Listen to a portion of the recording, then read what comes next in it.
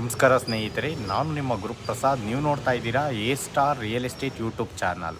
ಸ್ನೇಹಿತರೆ, Jindal ಪ್ರೆಸ್ಟಿ city ಮೆಟ್ರೋಗೆ 1.5 kilometre ನೋಡಿ. Location ಬಂದು ತೋಟದಗುಡ್ದಳ್ಳಿ.